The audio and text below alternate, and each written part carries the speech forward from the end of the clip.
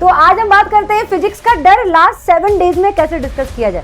7 दिन का अगर मैं आपको टारगेट लेके चलती हूँ, 10 तारीख खत्म, आपके पास 9 दिन बचा है पेपर में कि थियरी, डेरिवेशन और न्यूमेरिकल्स आपके पेपर में पूछे जाते हैं। हेलो एवरीवन, आई होप आप लोग बहुत अच्छे होंगे, अपना ख्याल प्रॉपर रख रहे होंगे और कहीं ना कहीं फिजिक्स का डर आपको सता रहा होगा। मेरा नाम अनु सिंह है और मैं आप लोग की एजुकेटर और मेंटर दोनों। तो आज हम बात करते हैं फिजिक्स का डर लास्ट 7 डेज में कैसे डिस्कस किया जाए और कैसे दूर भगाया जाए। यार देखो, फिजिक्स मेरा पर्सनली मेरा फेवरेट सब्जेक्ट रहा है और मैंने इसको बहुत इंजॉय किया है। और लास्ट ईयर का जो पेपर था, बच्चे बहुत ज्यादा पैनिक कर गए थे क्योंकि अनएक्सपेक्टेड क्वेश्चन नहीं आया था। बच्चों ने पढ़ाई नहीं की थी उस तरीके से कि पेपर में जो पूछा जाए उनका जवाब वो दे पाए। बच्चे बहुत ज्यादा ये करते हैं कि अच्छा, उनका यूट्यूब का वीडियो देख लिया, उनका भी देख लिया, उनका भी देख लिया, वो बस वीडियोज ही देखते रह जाते हैं। और आपको पता है कि वीडियोज में उतने सारे सवाल कवर नहीं कराए जाते हैं जो आप खुद से कर पाओगे। अगर उन्होंने एक पैटर्न का सवाल आपको कराया है तो आपको उस पैटर्न पे 4 से 5 सवाल खुद करना पड़ता है। लेकिन कोई बात नहीं, सारे सॉल्यूशन का समाधान आपकी अनु मैम लेकर आ गई है। देखो यार, 7 दिन का अगर मैं आपको टारगेट लेके चलती हूँ, 10 तारीख खत्म, आपके पास 9 दिन बचा है पेपर में। 2 दिन आपके पास होना चाहिए जो आपने पढ़ा है उसको रिवाइज करने के लिए, ठीक है। 18 और आपका 19, 20 को तो पेपर ही है आपका, तो 18 19 को आप ऐसे निकाल दो। अब बचा 11 से लेके 17 तक का टाइम।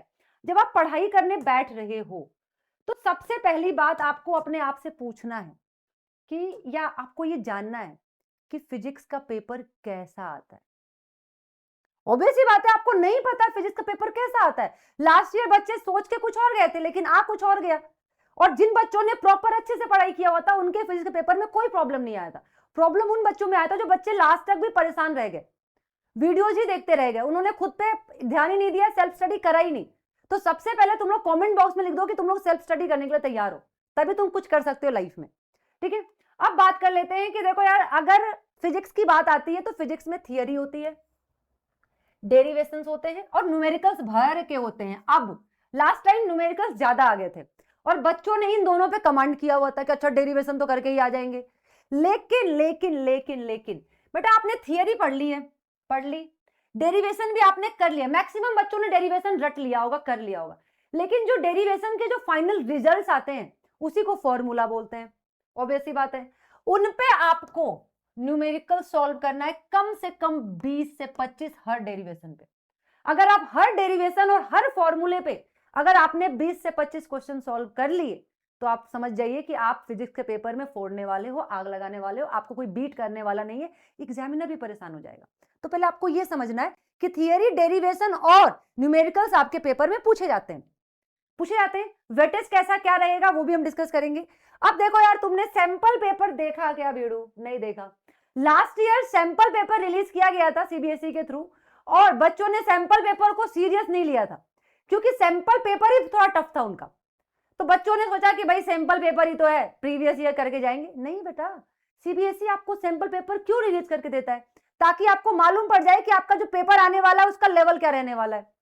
तो आप प्लीज लास्ट ईयर का सैंपल पेपर और इस बार का सैंपल पेपर देख लीजिए, एनालिसिस कर लीजिए, पेपर का लेवल कैसा है, न्यूमेरिकल्स कितने आते हैं, डेरिवेशंस कितने हैं उसके, और थियरी कितनी आ रही है। थियरी यार क्लास 10th में पूछेगा ना आपसे ज्यादातर। अब फिर आपसे थियरी पूछेगा कि बताओ मोशन का डेफिनेशन क्या होता है, तो ना पूछेगा आपसे।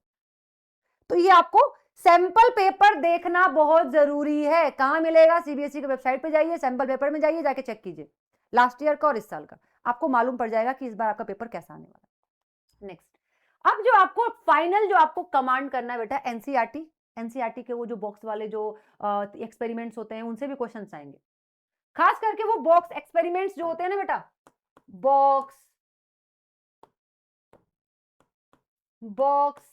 एक्सपेरिमेंट्स जो होते हैं, ठीक है, जिन पे आपको कमांड करना है। उसके बाद पीवाईक्यूज, सिर्फ 5 साल का। ऐसा नहीं कि तुम बैठे हुए पीवाईक्यूज ही लेके भरोसा कर लिया वही तुम्हारा करता धर, नहीं बेटा। सैंपल पेपर जरूर चेक करना है और उसके क्वेश्चंस भी चेक करने, सॉल्व करने। ये 3 चीज आपने कर लिया, ठीक है। अब आ जाते हैं आपको चाहिए क्या पढ़ने के लिए।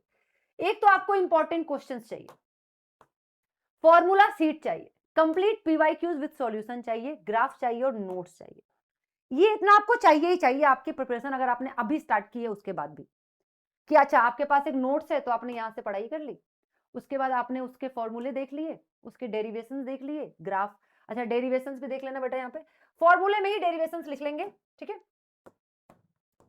डेरिवेशंस, ठीक है, ये देख लिए। अब आपको सिर्फ क्या करना है, इतना आपके पास है, अब आपको इंपॉर्टेंट सवाल उठाने हैं, सॉल्व करने, पीवाईक्यूज उठाने हैं, चैप्टर वाइज सॉल्व करने। और अगर मैं आपको बोल दूं कि ये सब मैं आपको देने वाला हूं, सब, लेकिन ये आपको तब मिलेगा, मैं भी थोड़ा शर्त रख देती हूँ, ये आपको तब मिलेगा जब मेरे इस वीडियोस पे 10,000 व्यूज आ जाएंगे, तब ये आप लोग को सब कुछ फ्री ऑफ कॉस्ट मिलने वाला है। चैप्टर वाइज आपको मिलने वाला है पीवाईक्यूज, ग्राफ मिलने वाला है, नोट्स मिलने वाला है, फॉर्मूला सीट मिलने वाला है आपको, और इंपॉर्टेंट क्वेश्चन जो आपके पेपर में आने देखने को मिल सकते हैं इंपॉर्टेंट टॉपिक्स पे। तो भाई मेरा शर्त बस इतना सा है, 10K, अगर 10K आ गया बेटा इस पे, तो फिर आप लोगों को सब कुछ फ्री ऑफ कॉस्ट, कुछ भी खरीदने की जरूरत नहीं है। अब मिलेगा कहां, मैं आपको ये भी बताऊंगी। अच्छा, अब इसके बाद हम चैप्टर्स देखेंगे, कौन कौन सा चैप्टर्स आपने पढ़ाई शुरू कर दी है, कहीं से कुछ भी पढ़ रहे हो भाई, वेटेज के हिसाब से पढ़ लो, एटलीस्ट कुछ नहीं तो पासिंग मार्क्स तो लेकर आएंगे अपन। तो आज देखते हैं, इलेक्ट्रिक चार्ज एंड फील्ड बेटा 5 नंबर का आता है, इलेक्ट्रॉनिक पोटेंशियल, ठीक है, अब थोड़ा यहाँ पे टी छूट गया, एंड कैपेसिटेंस जो है बेटा वो 5 नंबर का आता है, करंट इलेक्ट्रिसिटी 6 नंबर का आता है, moving charges and magnetism 6 number का आता है, मैग्नेटिज्म एंड मैटर जो बेटा देखो यहाँ पे एंड हो गया, थोड़ा इसको वो कर दीजिएगा, 5 नंबर का आता है, इलेक्ट्रोमैग्नेटिक इंडक्शन 4 नंबर का आता है, और ऑल्टरनेटिव करंट 2 नंबर का, सबसे इजी होता है वैसे, ठीक है, इलेक्ट्रोमैग्नेटिक वेव्स 4 नंबर का आता है, wave ray optics and optical instrument 10 number का आता है, वेव ऑप्टिक्स 4 नंबर का आता है, और dual nature of radiation and matter 4 number का आता है, और एटम्स 4 नंबर का, न्यूक्लियाई 4 नंबर का, सेमीकंडक्टर 7 नंबर का। तो आप पहले क्या करोगे, चलिए पहले देख लेते हैं आपको करना क्या है।